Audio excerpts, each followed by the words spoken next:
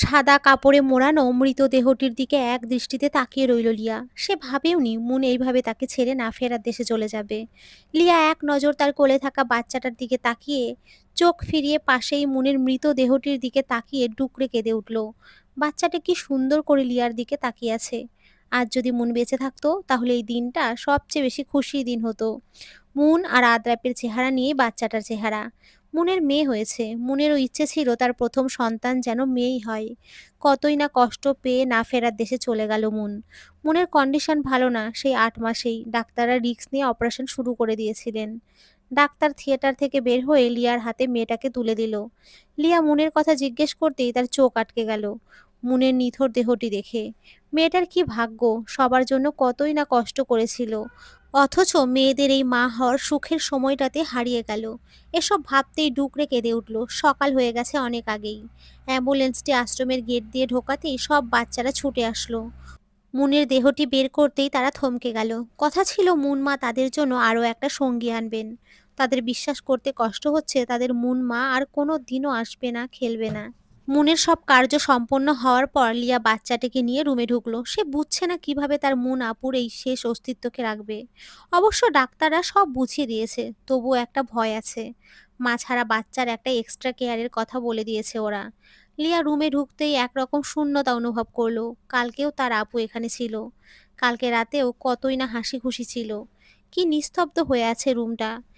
এই রুমটাই তার আর মুনাপুর কত হাসি খুশির সাক্ষী। এখন একেবারে সব কিছু থেকেই মুক্তি নিয়ে পাড়ি জমালো না ফেরার দেশে। আর কোনো দিন আসবে না তার মুনাপু, এসে লিউ বলে আর কোনো দিনও ডাকবে না। বাচ্চাটিকে কোল থেকে নামিয়ে বিছানার উপরে রাখলো। কি সুন্দর করে ঘুমিয়ে আছে। আজ এই জায়গায় মুনাপু থাকলে কি করতো। লিয়ার দুই চোখ বেয়ে পানি গড়িয়ে পড়ল। লিয়া উঠে আলমারির সামনে গেল। আলমারি খুলেই মুনের কাপড় চোপড়গুলো নেড়ে দেখছিল। হঠাৎ একটা দুইটা দিকে চোখ পড়ল লিয়ার। লিয়া খুব যত্ন সহকারে চিঠিগুলো নিল। তার মুন আপুর লেখা চিঠি, অথচ সে আজ বহু দূরে। লিয়া চিঠি দুটো হাতে নিল। একটার উপরে লিয়া আর একটার উপর মুনের আদ্রাপ দেওয়া। লিয়া তার নামের চিঠিটা খুলে পড়া শুরু করলো। লিউ, আমার ছোট বোন। আমার কেন জানি মনে হচ্ছে আমি আর বেশি দিন নেই। ডাক্তার বলেছে আমার আর বেবির কন্ডিশন তেমন একটা ভালো না। 6 মাস চলাকালীন সময়ে ওয়ার্নিং দিয়েছিল, কিন্তু আমি বসে থাকতে পারিনি। এতগুলো নিষ্পাপ বাচ্চাকে আমি যখন ফুটপাত থেকে তুলে এনেছিলাম, তখনই শপথ করেছিলাম এই এতিম বাচ্চাগুলোকে কোনো দিনও কষ্ট দেব না। এখন যদি আমি চাকরি ছেড়ে দেই তাহলে ওরা বাঁচবে কিভাবে? মাঝপথে কিভাবেই বা তাদের ছেড়ে দিই? আমার অনেক ইচ্ছে ছিল এই আশ্রমটা একদিন অনেক বড় করব। কিন্তু দেখো, হয়তোবা আর কিছুদিন পরে আমার কোনো অস্তিত্বই থাকবে না। তুমি আপুর জন্য অনেক করেছো। যদি কখনো আমি না থাকি তাহলে আশ্রমটাকে নিজের মতো করে গুছিয়ে নিও।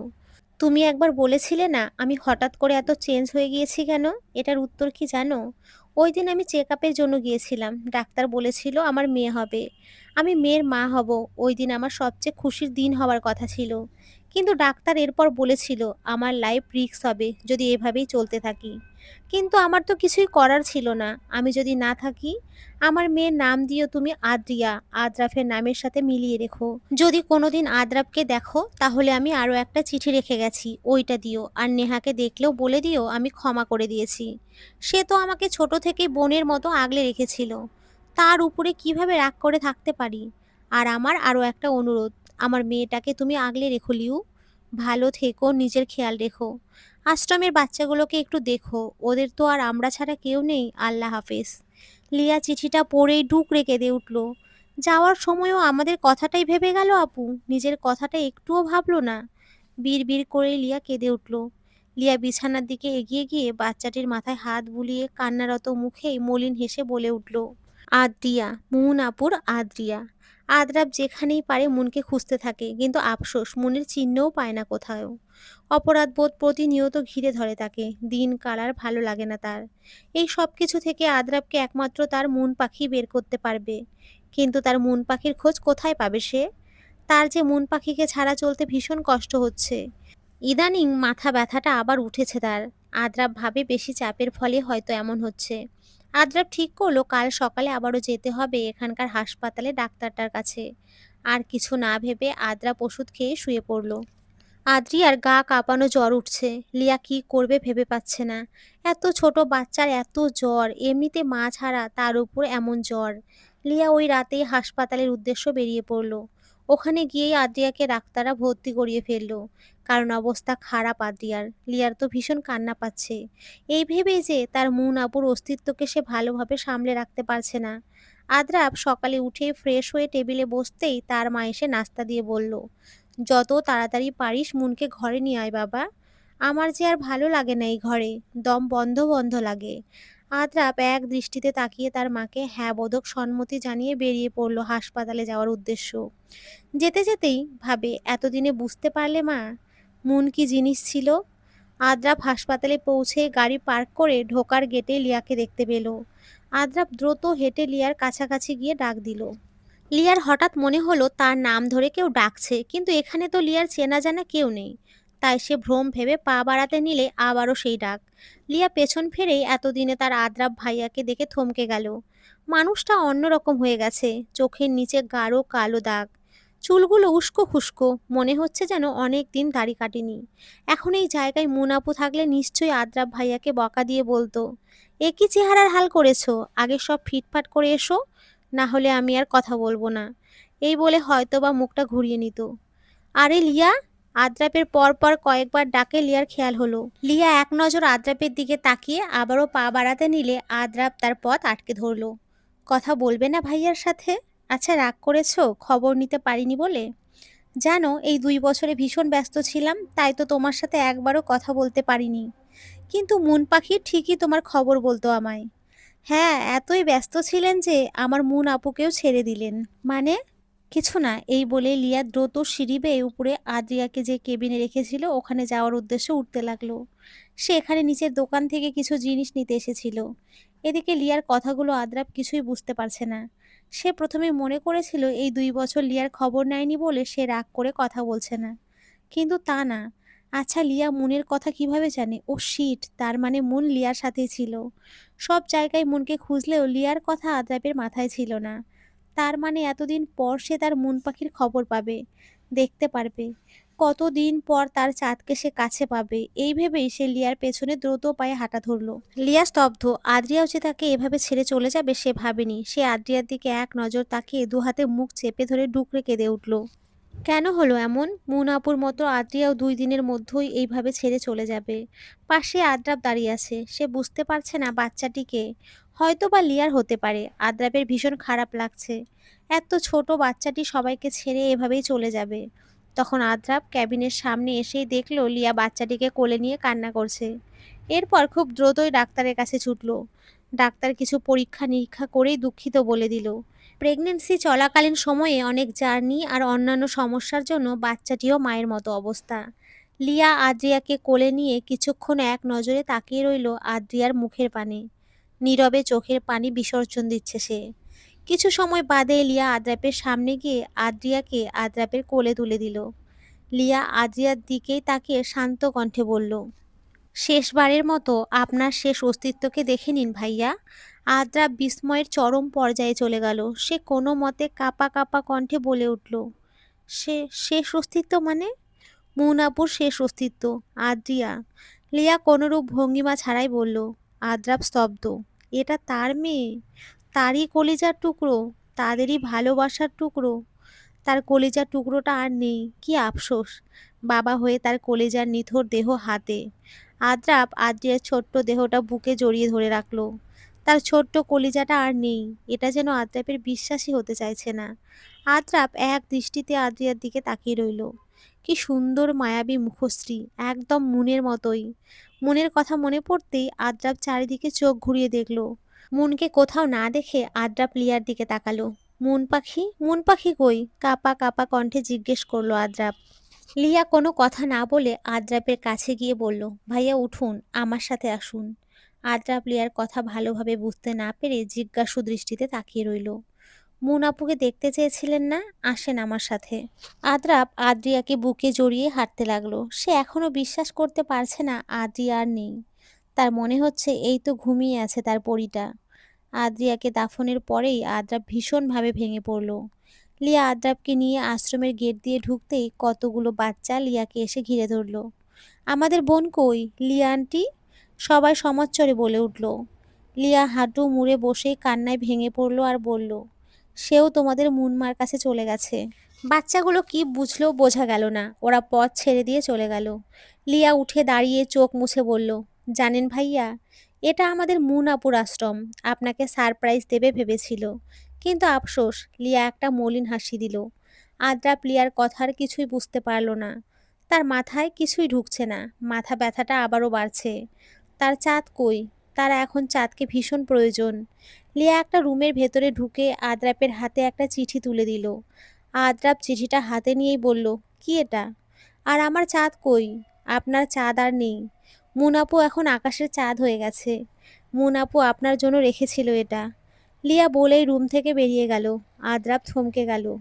কি বলছে লিয়া? এটা পাগল হয়ে গিয়েছে নাকি সে? তার এখন কেন জানি ভীষণ ভয় করছে। আদ্রাপ কাঁপা কাঁপা হাতে চিঠিটা খুলল। প্রিয় আদ্রাপ, নিশ্চয়ই ভাবছেন এত কিছুর পরেও প্রিয় কেন বললাম, তাই তো?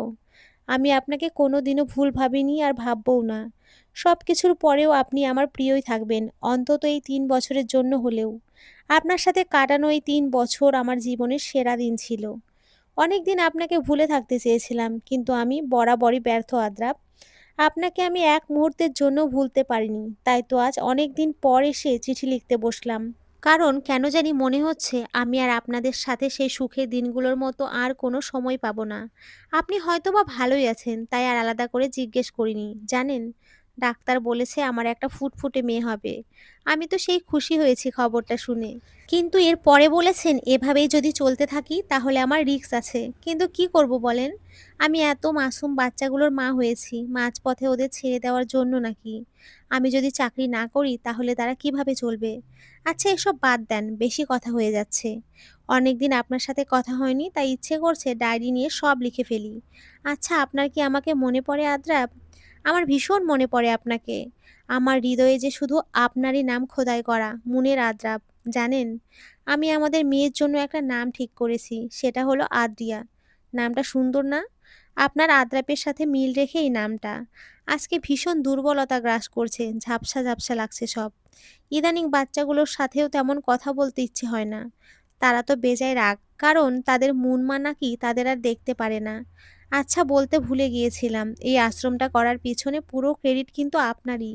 ফারহান আদ্রাফে উর্ফে মুনের আদ্রাব। ভেবেছিলাম এই আশ্রমটা করার কয়েকদিন পর আমাদের বিবাহ বার্ষিকীতে আপনাকে সারপ্রাইজ দেব। যখন বাচ্চাগুলো দেখবেন তখন আমাদের মধ্যে আর অপূর্ণতা অপূর্ণতা লাগবে না। অনেক বেশি বলে ফেলেছি আজ। ইদানিং যেদিকেই তাকায় আপনার প্রতিচ্ছবি ভেসে আসে চোখের সামনে, তাই লিখছি। ইদানিং ইচ্ছে করে সব ছেড়ে ছুড়ে আপনার কাছে গিয়ে আপনার বুকের উপরে ঝাঁপিয়ে পড়ি। কতদিন আপনাকে দেখা হয় না, কতদিন আপনার মুখ থেকে চাঁদ শোনা হয় না। জানি না এটা আপনার হাতে পড়বে কিনা। আর যখন পড়বে তখন হয়তো আমি আর থাকবো না। এই কাঁদবেন না একদম আমার জন্য। আপনি কাঁদলে আমি কিন্তু ওই দূর আকাশ থেকে দেখব, তখন আমার ভীষণ খারাপ লাগবে। আমার আদ্রিয়া মাকে দেখে রেখেন। আশ্রমের বাচ্চাগুলোকেও একটু দেখবেন। আপনাদের উপর আমার কোনো অভিযোগ নেই, ক্ষমা করে দিয়েছি। আমার ভালোবাসায় হয়তো কোনো ঘাটতি ছিল, তাই অপূর্ণই থেকে গেল। ভালো থাকবেন, নিজের যত্ন নিন প্রিয় আদ্রাপ, মুন। চিঠিটা পড়েই আদ্রাপ স্তব্ধ। মনে হচ্ছে যেন সবকিছু থমকে গেল আদ্রাপের। তার মন পাখি আর নেই। আদ্রাপ হাঁটু মুড়েই বসে পড়ল, কান্নায় ভেঙে পড়ল। কাকে সে চাঁদ বলে ডাকবে? এভাবেই অভিমান করে চলে গেল। আদ্রাপ যা কিছু সামনে পাচ্ছে সব কিছুই ছুঁড়ে ছুঁড়ে মারছে। তার চাঁদ যে তাকে এভাবে একা করে দিয়ে চলে যাবে, তা সে কোনোদিন কল্পনাও করেনি আদ্রাপ। মন পাখির এত তাড়া ছিল যে সত্যিটাও জেনে গেল না। ভীষণ মাথা ব্যথা করছে। একসময় আদ্রাপ ওখানেই চিঠিটা হাতে মুঠোবন্দি করে লুটিয়ে পড়ল মেঝেতে। লুটিয়ে পড়ার পরও এক দৃষ্টিতে তার হাতের চিঠিটার দিকে তাকিয়ে রইল। চোখ দিয়ে অঝোর ধারায় পানি গড়িয়ে পড়ছে। একসময় স্থির হয়ে গেল। আখি যুগল বন্ধ হয়ে গেল আদ্রাপের। কেটে গেল 1টি বছর। সময় নিজ ধাপেই বহমান। কারো জন্যই কিছু থেমে থাকে না। লিয়া দাঁড়িয়ে আছে আদ্রাপ, মুন আর আদ্রিয়ার কবর থেকে একটু দূরে। সেদিন আদ্রাপ চিঠিটা পড়ে সেন্স হারিয়ে ফেলেছিল। ডাক্তাররা তাকে বেশি চাপ নিতে বারণ করেছিল, কারণ কিছুদিন আগেই তার অপারেশন হয়েছিল। অবস্থা খারাপ দেখে সাথে সাথে হাসপাতালে অ্যাডমিট করা হয়েছিল আদ্রাপকে।